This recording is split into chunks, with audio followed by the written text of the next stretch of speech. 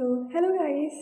तो हम previously GI tract का फ्लो चार्ट जीआई ट्रैक की जो ड्रग्स हैं उसका फ्लो चार्ट देख चुके हैं। तो मैं आज लेकर आई हूँ आपके सामने कि हम ना ड्रग्स को क्लासीफाई कैसे करेंगे। हमने ये तो पढ़ लिया था कि एमेटिक्स क्या होती हैं, एंटी एमेटिक्स क्या होती हैं, लेकिन हमें उसके अंदर भी अब फर्दर क्लासिफिकेशन पढ़ना है। तो उसके लिए हमें सबसे पहले क्या देखना पड़ेगा कि ना ये ड्रग्स एक्ट कहाँ कहाँ पे करती हैं। तो पहला जैसा आप पिक्चर में देख सकते हो कि ये हमने ब्रेन बनाया है, और ब्रेन की जो मिड स्टेम होती है उसमें जैसे पॉन्स होता है, मेड्यूला ऑब्लोंगाटा होता है ना। तो जो ब्रेन स्टेम का जो मेड्यूला ऑब्लोंगाटा पार्ट है ना, तो यहाँ पे वॉमिटिंग सेंटर प्रेजेंट होता है हमारा। ठीक है, तो ये हमें ये चीज़ पता होनी चाहिए। तो मेड्यूला ऑब्लोंगाटा में हम एक रिसेप्टर देखेंगे आपका, वो कौन सा होता है, मस्क्यूरैनिक रिसेप्टर। ये चीज़ हमें ध्यान रखनी है। इसके बाद में इसी के ही साइड में थोड़ा सा CTZ जोन प्रेजेंट होती है, कीमो रिसेप्टर ट्रिगर जोन हम इसको बोलते हैं। तो इस जोन के अंदर ना दो रिसेप्टर प्रेजेंट होते हैं। कौन कौन से? एक होता है D2 रिसेप्टर मतलब डोपामिन रिसेप्टर, और उसके बाद होता है सेरोटोनिन रिसेप्टर मतलब 5-HT3 रिसेप्टर। ये चीज़ हमें क्लियर हो गई। इसके बाद में हम आ जाते हैं ईयर की अगर हम बात करें तो हम ईयर से सुनते हैं तो वेस्टिब्यूल और कॉक्लिया उसका इंटरनल ईयर का पार्ट है ना। तो वेस्टिब्यूल जो है इससे हमारा सेंस ऑफ बैलेंस हमें पता, सेंस ऑफ बैलेंस परसीव होता है, और कॉक्लिया से हियरिंग परसीव होती है। तो कौन सी वो नर्व है जो ये सिग्नल्स लेके जाती है, वो होती है वेस्टिब्यूलो कॉक्लियर नर्व मतलब क्रेनियल नर्व, जो हमारी कौन सी है, क्रेनियल नर्व 7 है, क्रेनियल नर्व 7 है। ठीक है, तो वेस्टिब्यूल से सिग्नल लेकर गई है हमारी वेस्टिब्यूलो कॉक्लियर नर्व से सिग्नल लेकर गई, और ये ब्रेन स्टेम के पास गई। ब्रेन स्टेम में पॉन्स पॉन्स के पास गई है यहाँ पे। ठीक है, और यहाँ यहीं पे ही वेस्टिबुलार न्यूक्लियाई प्रेजेंट होते हैं। ब्रेन में हमारे न्यूक्लियाई प्रेजेंट होते हैं ना, ये न्यूरॉन्स का एक पार्ट होता है। न्यूक्लियाई मतलब यहाँ पे बहुत सारे न्यूरॉन्स होते हैं। इसमें भी स्पेसिफाई होता है कि एक्सॉन्स हैं या फिर मिड पार्ट है न्यूरॉन का। तो वो चीज़ है यहाँ पे वेस्टिबुलर न्यूक्लियाई है। तो यहाँ पे हमारे दो रिसेप्टर प्रेजेंट है। कौन कौन से? हिस्टामिन रिसेप्टर और मस्क्यूरानिक रिसेप्टर। तो ये यहाँ से इस वेस्टिबुलोकॉक्लियर नर्व ने सिग्नल्स दिए, फिर सिग्नल्स जाएंगे इन दो रिसेप्टर्स के पास। देन यहाँ से फिर CTZ जोन से पास होकर दो रिसेप्टर और आते हैं हमारे, सेरोटोनिन रिसेप्टर और डोपामिन रिसेप्टर। ठीक है, ये यहाँ से पास होंगे, फिर मेड्यूला ऑब्लोंगाटा में ये सिग्नल जाएंगे हमारे मस्कुरानिक रिसेप्टर के पास। तो वॉमिटिंग इंड्यूस होती है। ठीक है, एमेटिक्स करेंगे तो इंड्यूस होगी, और एंटी एमेटिक्स करेंगे तो वॉमिटिंग स्टॉप हो जाएगी। इसके बाद में आता है हमारा तीसरा जो हम देखेंगे वो होता है हमारा GI ट्रैक। तो GI ट्रैक में जो स्टमक है हमारा, यहाँ पे ना पिट्स और ग्लैंड्स प्रेजेंट होते हैं, और यहाँ पे कौन से सेल्स प्रेजेंट होते हैं? एंटेरोक्रोमाफिन सेल्स प्रेजेंट होते हैं। ठीक है, तो यहाँ पे क्या है कि ये एंटेरोक्रोमाफिन सेल्स सेरोटोनिन रिलीज करते हैं, और जो हमारी 10th क्रेनियल नर्व है, वेगस नर्व, जो GI ट्रैक से पास होती है, तो यहाँ पे सेरोटोनिन रिसेप्टर प्रेजेंट होते हैं। ये सिग्नल्स लेकर जाते हैं हमारे मेडुला ऑब्लोंगाटा में, और वहाँ पे मस्कुलरिक रिसेप्टर को स्टिमुलेट करते हैं। ठीक है, अब नेक्स्ट आ जाते हैं, अब हम क्लासेस पढ़ते हैं, है ना।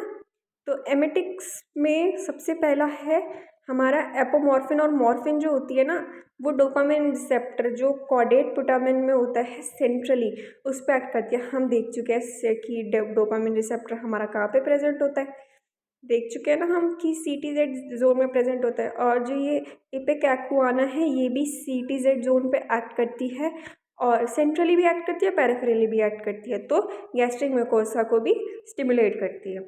इसके बाद आ जाते हैं हम एंटी एमेटिक्स पे अपना। देखो, तो सेरोटोनिन एंटागोनिस्ट कौन कौन है? ऑन्डास्टिरोन और ग्रेनिसेट्रॉन। और हमारी डोपामिन एंटागोनिस्ट कौन है? और सेरोटोनिन एंटागोनिस्ट ये होती है हमारी मेटाक्लोप्रामाइड, डोमपेरिडॉन, क्लोरप्रोमाजीन, प्रोक्लोरपराजीन। ठीक है, हिस्टामिन एंटागोनिस्ट कौन है? साइक्लेजीन, डाइफेनिहाइड्रमीन, मेडिजीन, नहीं सॉरी, मैक्लीजीन और प्रोमिथाजीन। मस्कुरानिक एंटागोनिस्ट कौन है? हायोसिन।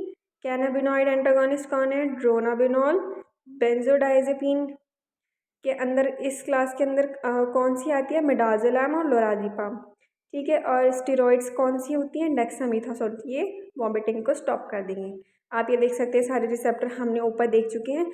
आधे जो कैनाबिनॉइड है और ये बेंजोडाइजेपिन है, ये अलग से हमें पढ़ना पड़ता है, स्टेरॉइड्स अलग से।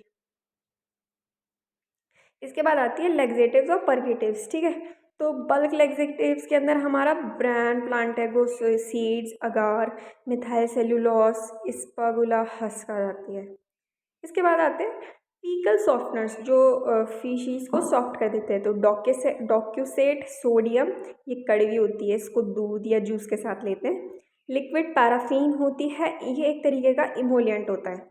उसके बाद हमारे पास ऑस्मोटिक परगेटिव्स भी आ जाती है, जैसे कि magnesium sulphate, magnesium hydroxide, sodium phosphate, sodium sulphate, magnesium citrate, lactulose, sorbitol, polyethylene glycol, ये सब चीज़ें आ जाती हैं। स्टिमुलेंट परगेटिव्स में क्या आती है हमारी, फिनोल्फ्थलेन आ जाती है, और कौन सी आती है, बीसाकोडाइल आती है, कैस्टर ऑयल, कैस्कारा, सग्राडा, सीना भी आती है, ठीक है। और एंटी डायरियल ड्रग्स में आप देख सकते हो एड्जॉर्बेंट्स हैं, जैसे स्पागुला हस्क, साइलियम, मिथाइल सेलुलोज। अब ये एंटी सिक्रिएटरी आ जाती हैं, तो ये है मिसालेजीन और बिस्मथ सबसैलिसिलेट, रसीसा डॉट्रिल, सल्फा सेलेजाइड आ जाती है हमारे पास, है ना। और एंटी मोटिलिटी है, मतलब मोटिलिटी को जो अगेंस्ट एक्ट करेंगी, तो वो है कोडीन, लोपेरामाइड, डाइफेनिऑक्सिलेट, एट्रोपिन, ठीक है, LDA। प्रोबायोटिक्स में आ जाती है हमारी सेकेरोमाइसिस, बुलामडी, ठीक है। प्रोबायोटिक्स सिंपल क्या होते हैं, ये गुड बैक्टीरिया, फ्रेंडली बैक्टीरिया को ग्रो करवाते हैं, जो हमारी बॉडी के लिए अच्छा होता है। इसके बाद हमारे पास ना अलग ड्रग्स का वो आता है, वो एंटासिड्स और एंटीपेप्टिक अल्सर ड्रग्स होती हैं।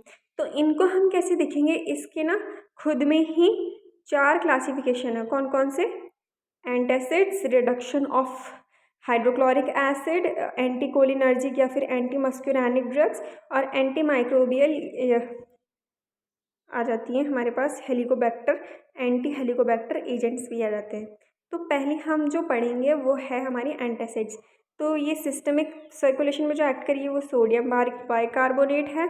नॉन सिस्टमिक पे जो एक्ट करता है वो है मैग्नीशियम हाइड्रोक्साइड, कैल्शियम कार्बोनेट और एल्यूमिनियम हाइड्रोक्साइड। इसके बाद में हम क्या देखेंगे कि सेकेंड हमने क्या चीज़ पढ़ा कि जो मेडिसिन HCl के सिक्रीशन को कम कर देंगे। तो पहली तो आ जाती है हिस्टामिन एंटागोनिस्ट, तो इसमें आती है हमारी सिमेटिडिन, रेनिटिडिन, फेमोटिडिन, निजाटिडिन, ठीक है। प्रोटोन पंप इनहिबिटर्स अगर हम देखेंगे तो रबीप्राजोल, ओमेप्राजोल, पेंटोप्राजोल और लेंसोप्राजोल। नेक्स्ट आती है हमारे पास mucus protecting agent, mucosal protecting agent, है ना, म्यूकस लाइनिंग को जो प्रोटेक्ट करेंगे वो आती है ट्राइपोटेशियम डिसिट्रेटो, बिस्मथेट, EDB और कोलोइडल बिस्मथ सबसेट्रेट, CBS, और ये है सक्रालफेट, है ना। इसके बाद में आती है प्रोस्टाग्लैंडिन एनालॉग, इसमें आती है मीजो क्या लिखा है ये, मीजोप्रोस्टोल या फिर साइटोटैक हम इसको बोलते हैं। तो नेक्स्ट हम जो देखेंगे क्लास वो है एंटीकोलिनर्जिक, एंटी मस्क्यूरानिक, जो एंटासिड और एंटीपेप्टिक अल्सर ड्रग्स हैं। वो आती है मस्क्यूरानिक एंटागोनिस्ट, जिसमें आती है हमारी पिरेंजापिन, और एंटी माइक्रोबियल हेलिकोबैक्टर एजेंट्स में जो आते हैं ना, एंटी माइक्रोबियल एजेंट में हमारी आ जाएगी अमोक्सिसिलिन, क्लोरिथ्रोमाइसिन, टेट्रासाइक्लिन और मेट्रोनिडाजोल। तो यही हो गई हमारी सारी की सारी क्लासिफिकेशन। हमने क्लियर कर लिया कि कैसे हम ड्रग्स को क्लासीफाई करेंगे। अगर आप क्लासिफिकेशन सीख जाते हैं तो आपको चीज़ें याद करने में आसान रहेगा कि कौन सी ड्रग कैसे एक्ट करने वाली है, कहाँ पे एक्ट करने वाली है। और फार्मा का एक ही रूल है कि आपको रोज़ के रोज़ मेमोराइज करनी है चीज़ें। अगर आप रोज़ पढ़ेंगे तो you will score good in pharmacology. बाकी तो वही है कि आपको नॉलेज गेन करना है और सिर्फ अच्छे से पढ़ते रहना है और नर्सिंग ऑफिसर के लिए तैयार होना है। So thank you so much for watching and do like, subscribe and share to my channel. Thank you so much.